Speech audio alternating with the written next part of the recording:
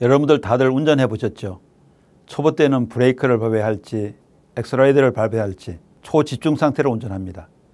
그렇지만 조금만 숙달돼도 마치 발이 스스로 알아서 페달을 선택하는 것처럼 교통 상황에 따라 척척 페달을 옮겨가며 밟습니다.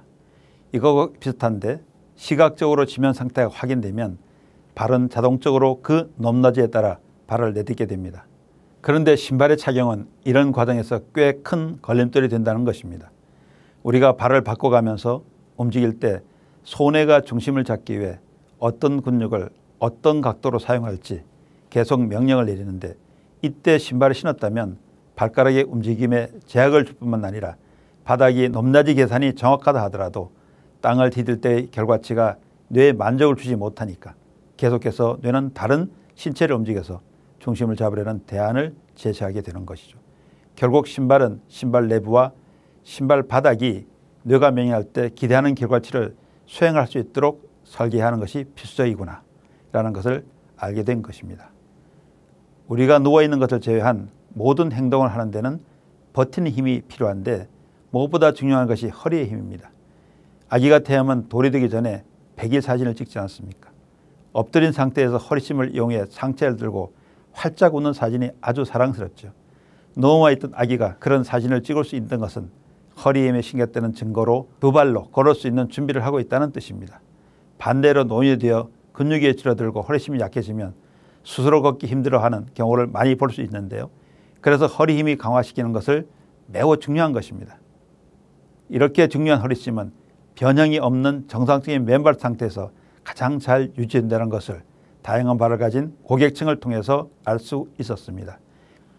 평소 신은 신발에 의해 발이 변형되고 이로 인해 몸 전체의 균형이 깨진 분들은 허리심도 마찬가지로 감소하는 것을 알 수 있었습니다. 안타까운 현실입니다. 앞서 말한 바와 같이 발이 편한 신발, 혈액순환을 돕는 신발 등 여러 가지 기능을 어필하는 신발들이 있지만 허리의 힘을 강화하고 몸의 중심을 흔들림 없이 잡아주는 신발은 찾아볼 수가 없습니다. 전 세계 인구가 모두 다른 얼굴과 체형, 신체 조건을 가진 것처럼 발의 모양이 천차만별입니다. 발가락에 원래 힘이 약한 사람은 맨발로 살았더라면 점점 보강되어 있지만 신발을 신는 탓에 더욱 악화되는 동시에 신발 자체가 틀어지는 것을 눈으로 확인할 수가 있었습니다.